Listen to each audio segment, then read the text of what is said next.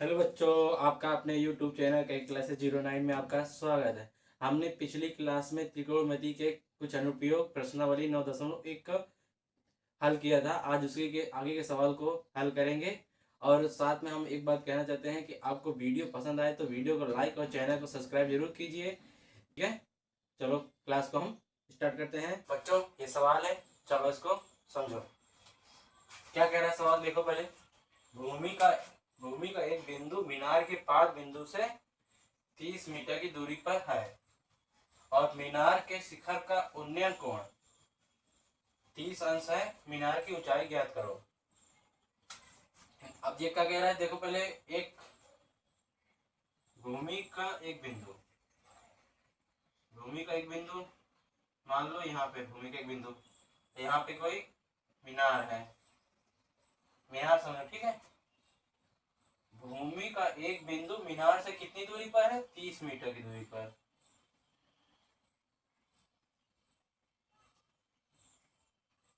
ठीक। और क्या कह रहा है, मीनार के शिखर का उन्नयन कोण 30 अंश है। मीनार की ऊंचाई ज्ञात कीजिए। हमने बताया था उन्नयन कोण किधर बनता है, जब हम नीचे से ऊपर की ओर देखते हैं। तो मतलब यहां से मीनार के शिखर का उन्नयन कोण, तो ये क्या है, भूमि और हमारे देखने के एंगल के बीच है। हमारे देखने के बीच बने एंगल को उन्नयन कोण कहते हैं। ठीक, ये उन्नयन कोण हो गया। अब कह रहा है कि मीनार की ऊंचाई ज्ञात करो।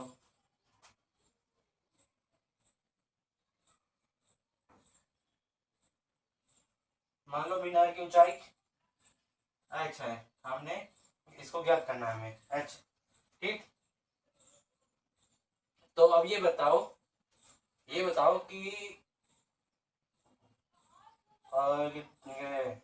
आधार और लंब, हमको तो कर्ण से कोई मतलब नहीं। ठीक, आधार और लंब क्यों, ये एक समकोण त्रिभुज बन रहा है। मीनार और ये भूमि के बिंदु और मीनार के बीच और उन्नयन कोण में लाइन मिला दी, एक समकोण त्रिभुज बन गया। तो समकोण त्रिभुज बनने के बाद क्या लगेगा, साइन कोस टेन लगता है। अब ये बताओ किस साइन कोस टेन किसमें लंब और आधार होता है। हमें कर्ण से तो कोई मतलब नहीं, हमें तो लंब चाहिए, आधार दिया है, तो किसमें लगेगा, टेन थीटा। ठीक, टेन थीटा बराबर क्या है, लंब बटे आधार। लंब बटे आधार। टेन थीटा कितना दिया है, 30। और हमने बताया था एंगल के सामने की साइड हमेशा क्या होती है, लंब होती है। तो अब कितना लंब क्या है, h। 10 30 बराबर h अपान आधार कितना है, 30।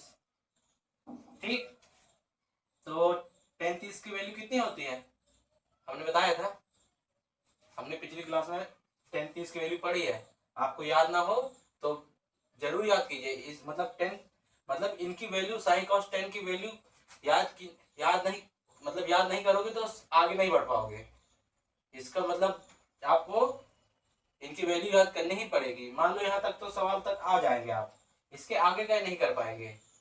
ठीक है, तो कितनी होती है, 1/√3 इक्वल h अपान 30।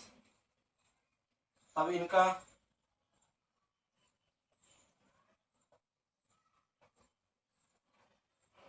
अभी अभी ये इसका ऊपर गुणा और इसका ऊपर गुणा, मतलब इनके क्या कर रहे हैं, साइड चेंज, मतलब पक्षांतर हो रहा है। किसकी वैल्यू याद करनी है हमें, एच की। तो एच को क्या करना पड़ता है, एल को अकेले करेंगे, अकेले मतलब सिंगल रखेंगे तभी तो वैल्यू आएगी इसकी।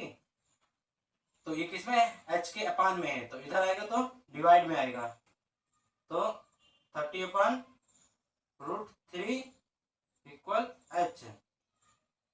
याद देखो, h की वैल्यू कितनी है 30/√3। और हमने कहा था कि रूट की वैल्यू नीचे नहीं होती, तो इसको क्या करेंगे परिमेयीकरण करेंगे। तो √3 का ऊपर नीचे मल्टीप्लाई करने पर, मतलब गुणा करने पर, ठीक 30√3 अब ये रूट रूट का मल्टीप्लाई करेंगे तो हट जाता है, तो क्या आ जाएगा 3। तो अब ये 3 से ये 30 डिवाइड हो जाएगा, कितना आएगा 10। तो h इक्वल टू 10√3, ठीक है। तो ये क्या हुई मीनार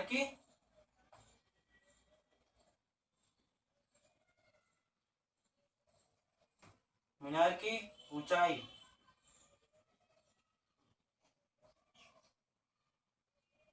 कितनी है 10√3। इसको नोट करो, फिर अब अगले सवाल में बढ़ते हैं, ठीक है। जहां ना आए तो आप जरूर बताएं, ठीक है। इसको नोट कर लीजिएगा। तब बच्चों ये अगला सवाल है, जिसका सवाल ना नोट हो पाया हो तो वीडियो को पीछे करके नोट कर ले, ठीक है।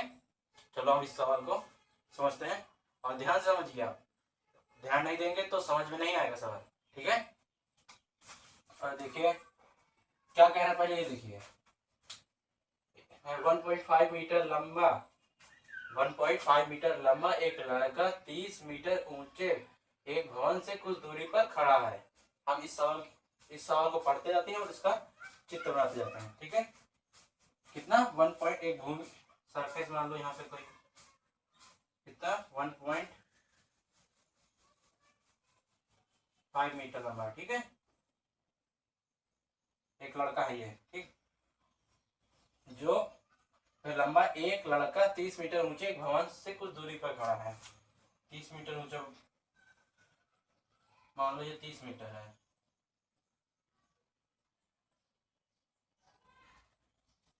ठीक। ये क्या है 30 मीटर ऊंचा भवन है और कुछ दूरी पर खड़ा है, ठीक। जब यह ऊंचे भवन की ओर जाता है तो उसकी आंख से भवन के शिखर का उन्नयन कोण 30 से 60 हो जाता है। बताइए कि वह भवन की ओर कितनी दूरी तक चलकर गया। ये उसका सिर है मान लो, तो अब ये कुछ दूरी पर चलेगा, मान लो यहाँ पर आ गया, चलकर यहाँ पर आ गया, ठीक है। तो चलकर जब जब जब ये इस शिखर को देख रहा था, सॉरी, जब ये शिखर को देख रहा था इधर खड़ा होकर, तब इसके आंख से और सरफेस के बीच बनने मतलब इसके सरफेस के बीच बनने वाला एंगल क्या था 30 था। जैसे वो बढ़ा तो 30 से कितना हो गया, इधर जैसे यहां से यहां आया तो 30 से कितना हो गया, मान लो ये सरफेस एक की, ठीक। अब ये 30 था, 30 से बढ़कर कितना हो गया 60 हो गया, ठीक है। 30 से बढ़कर क्या हो गया 60 हो गया। थोड़े एक मिनट रुकिए।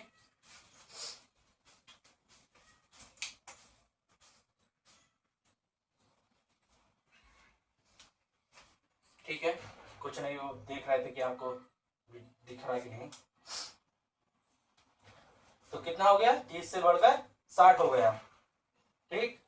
तो अब ये पूछ रहा है यहां से ये दूरी पूछ रहा है, मतलब ये कितनी ये चली गई दूरी है, ये बताओ।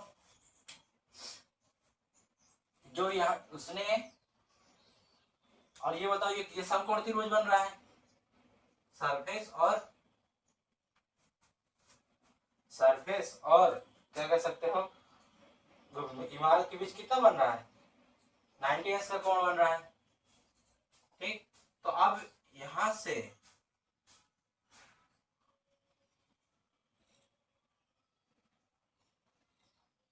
इतनी दूर कितनी होगी, उसके सर से मीनार की ऊंचाई है ना, ये एंगल बन रहा है उसके सर से, लड़का है कोई, उसके नेत्र से बन रही, तो इतनी ऊंचाई, तो उसकी 1.5 मीटर ऊंचाई है लड़के की। तो क्या करें, टोटल में से, टोटल है ना, इसको टोटल कर दो,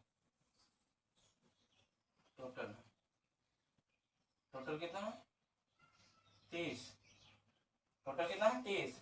अब ऊंचाई कितने, अब ठीक है, तो अब ये ए बी सी और ये डी, ठीक। तो हमको अभी ये ज्ञात करना है, ये छोड़ो इधर, ये ज्ञात करना है एसी, एसी ज्ञात करना है।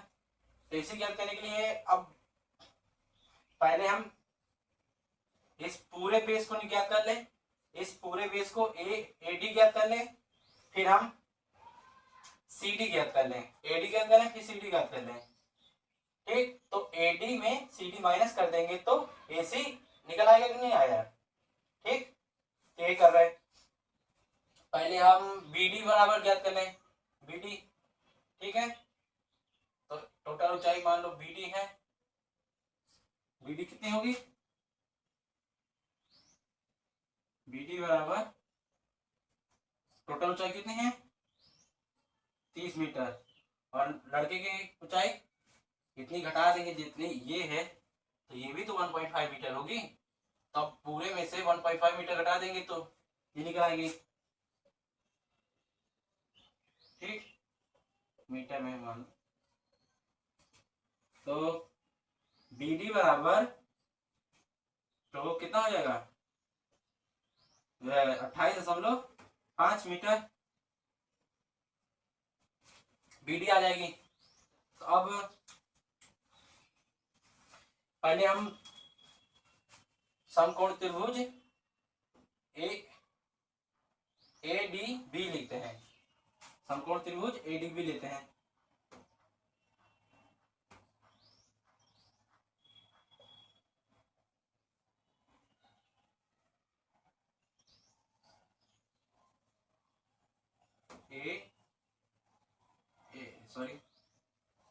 ADB, ठीक है, समकोण त्रिभुज ADB में। अब ये देखिए हमको ये ज्ञात करना है, AD पर है टोटल ज्ञात करनी, और हमको ये दिया है ज्ञात किया भी 28.5 है, ठीक। तो अब ये बताओ कि अभी पिछले सवाल किया है जिसमें लंब और आधार होता है, किसमें होता है 10 में, तो 10 त्रिभुज हमने पूरा लिया है, तो आपको इस एंगल को नहीं देखते, ये एंगल देखना है, ADB लिया, ADB, तो उसमें कौन सा एंगल आएगा, ये 30 आएगा, ठीक है। तो 10 थीटा बराबर, और एंगल के सामने की साइड क्या होगी लंब, तो BD, 10 थीटा बराबर BD बटे AD, BD अपान AD, ठीक। तो 10 30, BD वैल्यू कितनी है 28.5, और AD की वैल्यू तो ज्ञात करनी है, AD की वैल्यू क्या करनी है, AD की वैल्यू ज्ञात करनी है। तो अब यहाँ पे देखो 10 30 की वैल्यू कितनी होती है 1/√3। आप जब तक इनकी वैल्यू याद ना करेंगे, एंगलों की वैल्यू नहीं याद करेंगे, तो आपका सवाल आगे नहीं होगा, सवाल इतना समझ लीजिए, ठीक है। तो अब ये 28.5 अपान AD, इतना पहले आप नोट कीजिए, फिर हम आगे बढ़ते हैं सवाल को। इतना जो सवाल है पहले नोट कर लीजिए आप, ठीक है, फिर हम आगे बताते हैं।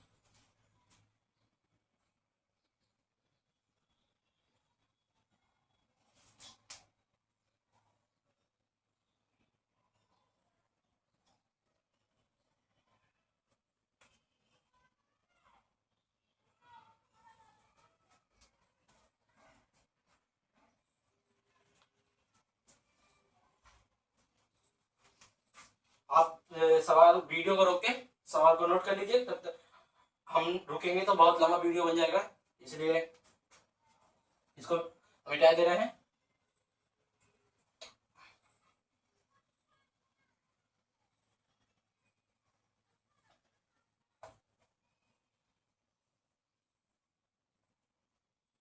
क्या आया?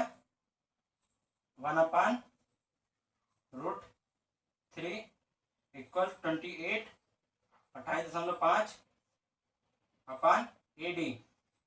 ठीक है,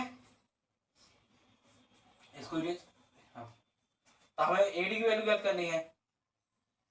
अब इसका इधर मल्टीप्लाई हो जाएगा क्योंकि ये डिवाइड में है और ये भी डिवाइड में, तो इसका इसका इधर मल्टीप्लाई हो जाएगा।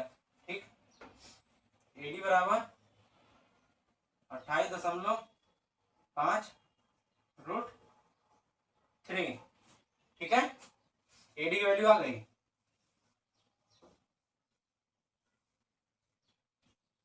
इसको भी नोट कर लीजिए। ठीक, फिर अब अगला स्टेप करें। ठीक है, इसको भी नोट कर लिए होंगे। अब ना नोट कर पाए तो वीडियो को रोक के नोट जरूर कर लीजिए।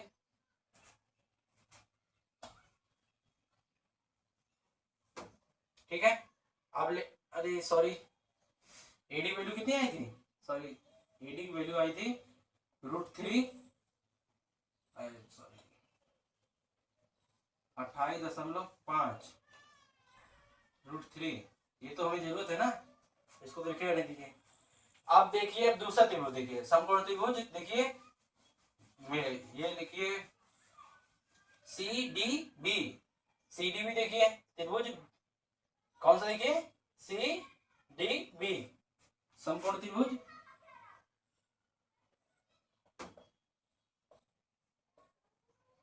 CDB।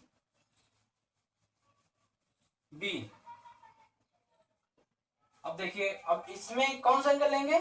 60 लेंगे, 60 लेंगे। ठीक है, अब इसमें क्या ज्ञात करना है? CD, हमें CD ज्ञात करना है।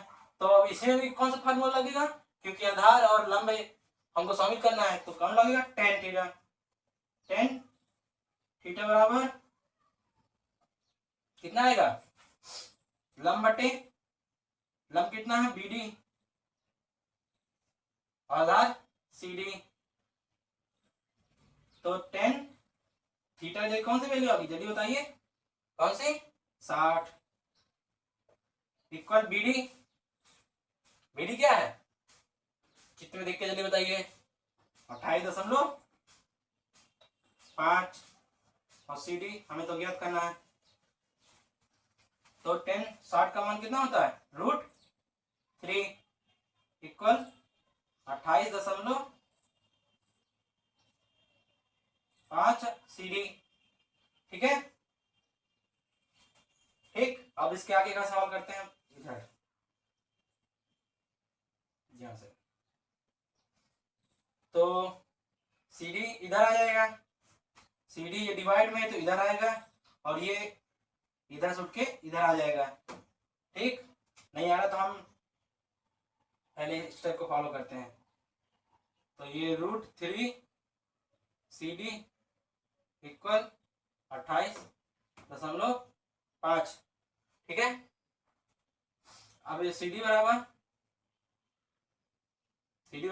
28.5 अपान √3।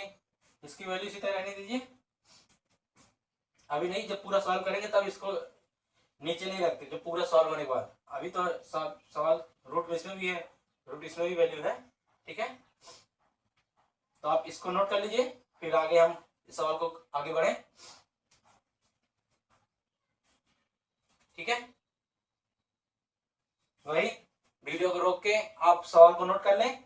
हम आगे बढ़ते हैं, ऐसे में वीडियो बहुत लंबा हो जाएगा। ठीक है, ठीक है, चलो इसको, हमको कितनी वैल्यू चाहिए? CD और AD की। ठीक है, चलो, तो अब हमको ज्ञात क्या करना है? AC। तो हम क्या करें? AD माइनस CD करें तो AC आ जाएगी, AC का वैल्यू आ जाएगा ना। ठीक, तो AC बराबर क्या लिखेंगे? AC बराबर AD माइनस AC हमें क्या करना है, तो AD पहले टोटल लंबाई से इतनी लंबाई घटा देंगे तो इतनी लंबाई आ जाएगी कि नहीं। ध्यान दीजिए, कंफ्यूजन नहीं आपको आना चाहिए किसी प्रकार का। आए तो जरूर बताएं, वीडियो में कमेंट में जरूर बताएं कि आपको जहां कंफ्यूजन है। ठीक है, CD AC बराबर AD कितना है, जल्दी बताइए। AD 28.5√3 माइनस CD कितना है 28.5/√3। तो अब इसका क्या लेंगे, एलसीएम लेंगे। एलसीएम लेंगे तो √3 एलसीएम आएगा, अपान 1 है, कुछ नहीं हो तो अपान 1 मान लेते हैं। ठीक है, कुछ नहीं है तो अपान में 1 मान लेते हैं। तो एलसीएम लिए √3 आया और 1 का √3 डिवाइड किए तो √3 और √3 का ऊपर मल्टीप्लाई करेंगे तो इसमें 28.5 मल्टीप्लाई 3 हो जाएगा। हो जाएगा कि नहीं, हो जाएगा। अब ये 28 अब इसका इसमें डिवाइड करेंगे तो 1 टाइम्स मतलब एक बार जाएगा तो 28.5 आ जाएगा। ठीक, AC बराबर इसका मल्टीप्लाई कीजिए जल्दी करके बताइए कितना होगा। 3 5 15, 3 8 24, 24 1 25, 3 2 6, 6 2 8, कितना आया 85.5। एक बार फिर चेक कर लीजिए। 3 5 15 की 5, 3 8 24, 24 1 25, 3 2 6 2 8। ठीक है, फिर ये 28.5 और सोचे कि 1 पॉइंट, क्योंकि 1 डिजिट बाद इसमें पॉइंट लगा, इसमें भी 1 लगा दिए। ठीक, किसी का कंफ्यूजन ना हो आपको। √3 ये तो आपका नोट हो चुका होगा, इसको हम मिटाई दे रहे हैं। आप वीडियो सवाल नोट करने में ना लगिए, पहले सवाल को समझिए फिर नोट कीजिए। वीडियो को रोक के सवाल को नोट कर लीजिएगा बाद में, लेकिन पहले समझिए इसे। ठीक है,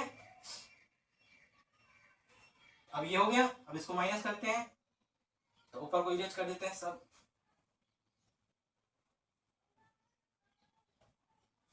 AC बराबर कितना आया, 5 में 5 गया तो 0 हो गया। और ये 5 छोटा है 8 से, कैरी लिया तो 15 हो गया, 15 में 8 गया, 15 में 8 गया, 8 7 15 होता है ना, तो 15 में 8 गया 7 आया। तब इधर कितना बचा 7, 7 में 2 गया 5 √3। ठीक है, तो ये दशमलव का 0 कोई मतलब नहीं। ठीक है, AC बराबर अभी जो वैल्यू आई इसका क्या करें, परिमीकरण √3 के ऊपर नीचे। पहले रुको, इस सवाल को पहले यहाँ से करते हैं नीचे से, फिर आपको कंफ्यूजन हो जाएगा बेफालतू में। तो 57.3 अपान √3। अब परिमीकरण करेंगे, √3 का ऊपर नीचे मल्टीप्लाई, मैंने कहा रूट की वैल्यू नीचे नहीं होनी चाहिए। तो AC बराबर 57√3 अपान क्या आ गया 3 आ गया। ठीक, अब इसको मिटा दे रहे हैं, ये आपका नोट हो गया होगा। अब AC बराबर, अब ये 3 से देखो 57 डिवाइड हो रहा है कि नहीं, 3 एकम 3, 3 एकम 3, 2 बचा 27 हो गया, 3 नाम 27, तो क्या आया 19√3, क्या आएगा मीटर। AC की वैल्यू कितनी है, इतनी कितनी है, इतनी वैल्यू कितनी आई √3। अब यहाँ पे √3 की वैल्यू रख देंगे तो पॉइंट में कुछ आ जाएगी वैल्यू। ठीक है, √3 की वैल्यू रख देना इधर तो अपने आप आ जाएगी।